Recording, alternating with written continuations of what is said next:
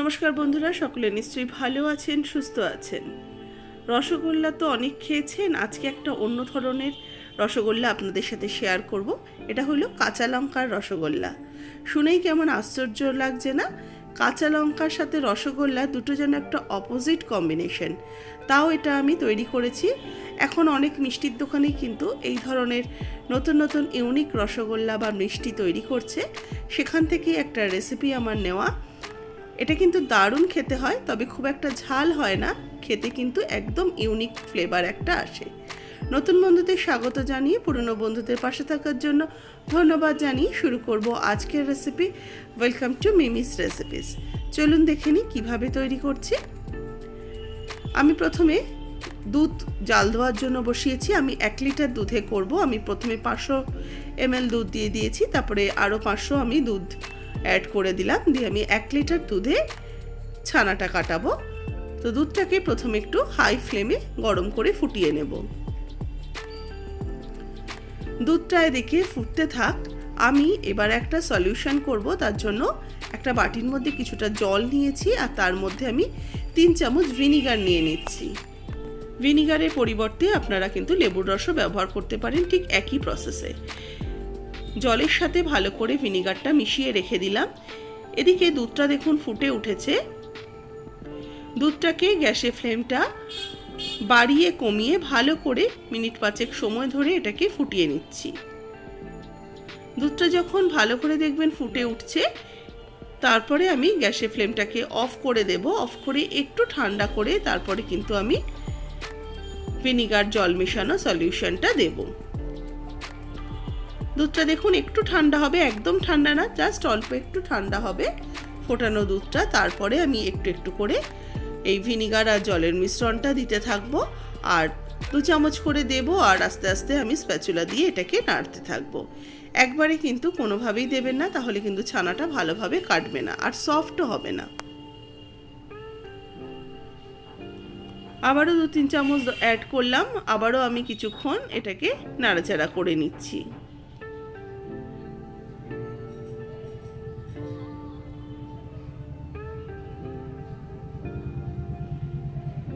এইভাবে ছানা কাটালে কিন্তু রসগোল্লা বা সন্দেশ খুবই নরম হয়। ছানার মিশ্রণটাই কিন্তু খুব সফট হয়, আর একবারে দিয়ে দিলে কিন্তু ছানাটা হার্ড হয়ে যায়। দেখুন ছানাটা বেশ কেটে গেছে, আর ছানার যে সবুজ জলটা সেটাও কিন্তু আলাদা হয়ে গেছে। এবার একটা বাটির মধ্যে ছাঁকনি নিয়েছি, ছাঁকনির ওপর দিয়ে একটা সুতির কাপড় দিয়ে নিলাম। এবার এর মধ্যে আমি ছানাটাকে ছেঁকে নেব।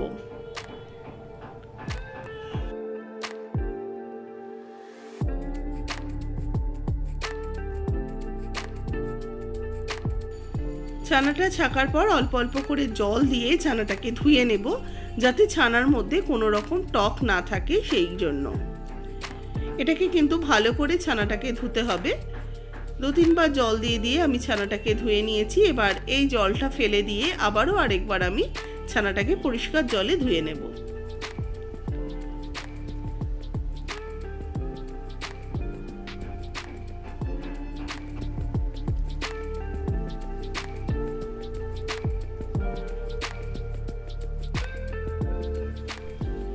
ছানা ভালো করে ধুয়ে নেওয়ার পর এবার জলটা থেকে ছানাটাকে উঠিয়ে নিচ্ছি। ছানা কিন্তু আমি এই পুঁটলিটাকে চিপে চিপে জল বার করবো না, এটা জাস্ট একটুখানি উপর থেকে বেঁধে নিলাম। বেঁধে নিয়ে এটা কিচেনে যে সিঙ্ক থাকে তার উপরে কলের মধ্যে আমি এটাকে ঝুলিয়ে দিলাম। এবার এরকমভাবে ঠিক ড্রপ করে করে ছানার জলটা আলাদা হয়ে যাবে। ছানাটা কিন্তু তাতে খুব সফট হয়, আর চিপে চিপে ছানার জল বার করলে সেটা কিন্তু খুব শক্ত হয়ে যায়। এবার চিনি শিরা তৈরি করার জন্য আমি এখানে প্রায় 200 গ্রামের মতো চিনি দিচ্ছি। 200 গ্রাম মানে এখানে ধরুন আমি 2 কাপের মতো চিনি দিলাম। এর সাথে ঠিক আমি 3 কাপ জল দেব। যেহেতু রসগোল্লার রস কিন্তু একটু পাতলা হয়, আমি 3 কাপ জল অ্যাড করলাম। এবার ভালো করে মিশিয়ে নিয়ে চিনিটা যতক্ষণ না গলে আছে ততক্ষণ আমি এটাকে অপেক্ষা করব।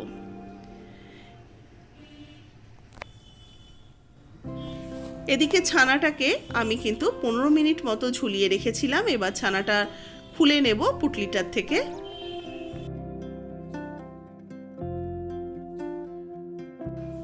এবার এই ছানাটাকে, এই মণ্ডটাকে আমি ভালো করে ভেঙে নিচ্ছি।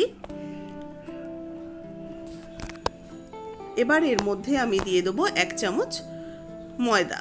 ছোট চামচের 1 চামচ আমি ময়দা দিলাম। ময়দা দিয়ে ছানাটাকে এবার ভালো করে মেখে নেব।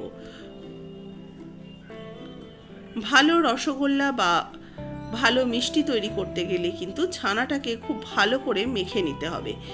ঠিক হাতের এই তালু দিয়ে ছানাটাকে ডলে ডলে মাখলে তবে গিয়ে কিন্তু ছানাটা সুন্দরভাবে মসৃণ হবে।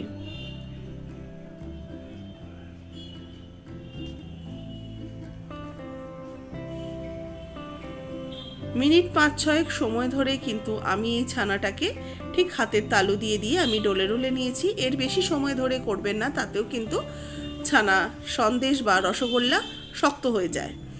ঠিক 5 থেকে 6 মিনিটের মধ্যে আপনারা এই কাজটাকে সম্পূর্ণ করবেন।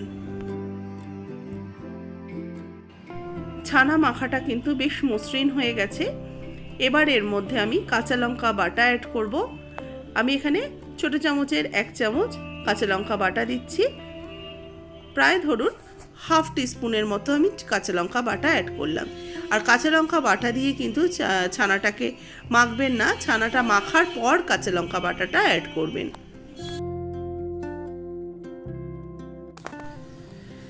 ছানাটা ভালো করে মাখা হয়ে গেছে। এবার এই ছানাটার থেকে আমি একটা করে লেচি কেটে নেব। ছানাটা যখন দেখবেন থালার মধ্যে আর লাগছে না, তখন বুঝে যাব যে ছানাটা খুব সুন্দর করে মাখা হয়ে গেছে। এবার ছোট ছোট রসগোল্লার আকারে আমি একটা একটা করে বল তৈরি করে নিচ্ছি।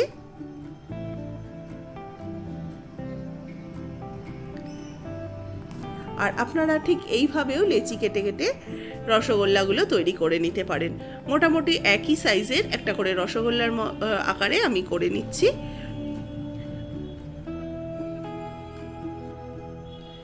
এবার এগুলো আমি একটা একটা করে গোল করে নেব। ঠিক হাতের তালুর মধ্যে রেখে 2 হাত দিয়ে হালকা হাতে চাপ দিয়ে গোল শেপ করলেই কিন্তু সুন্দর রসগোল্লার আকার নিয়ে নেবে। আর দেখবেন কোনোভাবেই যেন কোনো ফাটল না থাকে, কোনো ক্র্যাক না থাকে। এই গোলগুলো করার সময় ক্র্যাক থাকলে কিন্তু বুঝবো যে মাখাটা ভালো করে হয়নি, তাহলে আবার আমাদের একটু মেখে নিতে হবে। আমি এইভাবে সবকটা করে নিচ্ছি। দেখুন এটাতেও কিন্তু কোনো রকম আমার ফাটল নেই।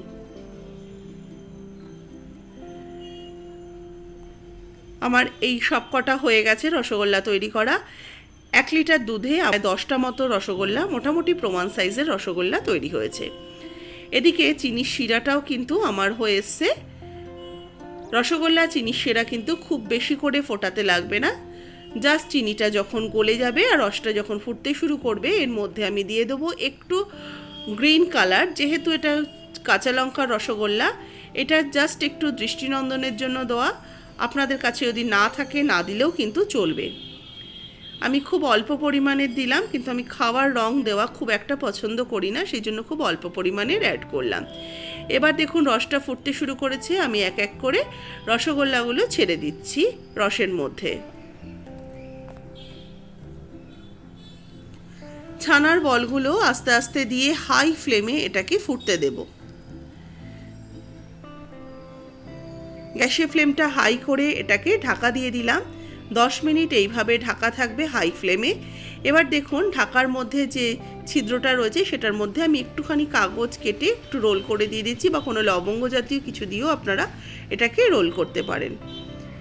10 মিনিট হাই ফ্লেমে ফুটিয়ে নেব। এর ফাঁকে কিন্তু আমি ঢাকাটাও খুলব না।